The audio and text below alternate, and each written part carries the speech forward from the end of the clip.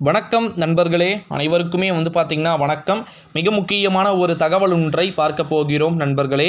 ராமநாதபுரத்தில் பார்த்திங்கன்னா முன்கூட்டியே முடிவுகள் வெளியிடப்படுகிறதா? கருத்து கணிப்புகளில் இப்போ ஓரளவு தெரிந்துவிட்டது. நிச்சயமாக ஓபிஎஸ் அங்கு முந்துகிறாரா? தேர்தலுக்கு முந்தைய கருத்து கணிப்பு, தேர்தலுக்கு பிந்தைய கருத்து கணிப்பு. இன்றைக்கி தான் டேட் அப்படின்னு பார்த்திங்கன்னா ஜூன் மாதம், ஓகேங்களா? கிட்டத்தட்ட ஜூன் 5-4லாம் ரிசல்ட் 4ல் பிஎம் யாருன்னு தெரியும். 3ஆம் தேதி ரிசல்ட்ஸா, சாரி 4ஆம் தேதி ரிசல்ட்டு, 5ஆம் தேதி யார் பிரைமரு, எந்தெந்த தலைமையில் யார் யார் இருக்கிறாங்கன்னு தெரிஞ்சிடும். 3ஆம் தேதி 4ஆம் தேதி 5ஆம் தேதி இந்த 3 நாட்களில் ஓபிஎஸ் எந்த பதவிகளில் அமரப் போகிறாருன்னு தெரிஞ்சிடும், ஓகேங்களா?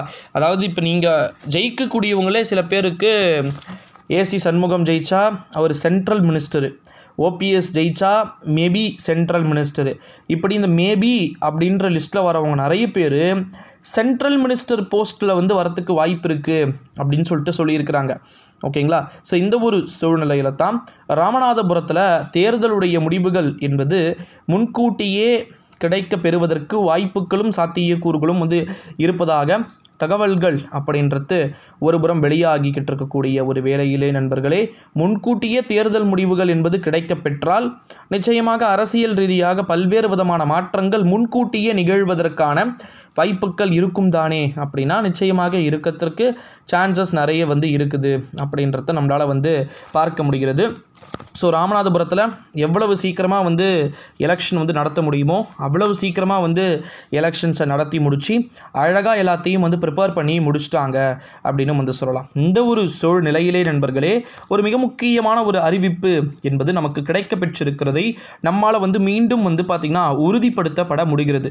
ராமநாதபுரம் தொகுதியில் தேர்தலுடைய முடிவுகள் ஓபிஎஸ் முன்னிலையில் வருவார் அப்படின்னு சொல்லிட்டு தெரிஞ்சுக்கிட்டே பார்த்திங்கன்னா அவருக்கு அமைச்சர் பதவிகளை வெளியிடுவது நம்முடைய எடப்ஸ் அவர்களுக்கு தெரிந்து ரொம்பவே ஒரு பரபரப்பான ஒரு திருப்பங்கள் என்பது நடைபெற்று கொண்டு இருக்கிறது. பரபரப்புக்கு பஞ்சமே இல்லாத ஒரு சூழல்கள் அங்கு தொடர்ந்து கொண்டு இருக்கிறது அப்படின்னு சொல்லிட்டு தகவல்கள் என்பதெல்லாம் ஒரு புறம் வெளியாகிக்கிட்டு இருக்கக்கூடிய ஒரு வேளையிலே நண்பர்களே, ராமநாதபுரத்தில் முன்கூட்டியே தேர்தலுக்கான முடிவுகள் என்பது நடந்து அரங்கேற வாய்ப்பு உள்ளது அப்படின்னு சொல்லிட்டு தகவல்கள் வெளியாகி இருக்கிறது.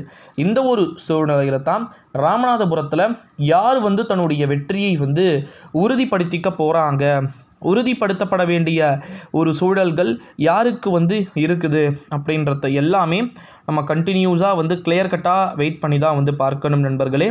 ஏன்னா ராமநாதபுரம் தொகுதி ரொம்ப மிக முக்கியமான ஒரு தொகுதி, மூத்த தொகுதி. அதுதான் ரொம்ப இருக்கிறதுல எல்லா விதமான நபர்களும் போட்டியிடுறதுனால ஸோ கவனிக்கப்படுகிறது அல்லவா அந்த தொகுதிகளில் இருக்கக்கூடிய பிரச்சனைகள், கள நிலவரங்கள் என அனைத்துமே பார்த்திங்கன்னா கவனிக்கப்படக்கூடிய ஒரு சூழல்களில் போயிட்டுருக்கு. ஸோ அதனால் வெயிட் பண்ணி பார்க்கலாம் ராமநாதபுரத்தில் யாரெல்லாம் ஜெயிக்கிறார்கள், யார் யாருக்கெல்லாம் விஷயங்கள் பார்த்திங்கன்னா கிடைக்க பெற போகிறது என்பதை எல்லாமே நம்ம வெயிட் பண்ணி தான் பார்க்கணும். ஸோ இந்த வீடியோவை உங்கள் ஃப்ரெண்ட்ஸ் அண்ட் ஃபேமிலி எல்லாருக்குமே பார்த்திங்கன்னா மோஸ்ட்லி ஷேர் பண்ணிக்கோங்க. ஏன்னா இது போல் நிறைய விதமான காணொளிகள் இருக்கிறது. ஸோ அது ஒவ்வொன்றா எக்ஸ்பிளைன் பண்ணி A to Z பார்க்கலாம் நண்பர்களே. நன்றி, வணக்கம்.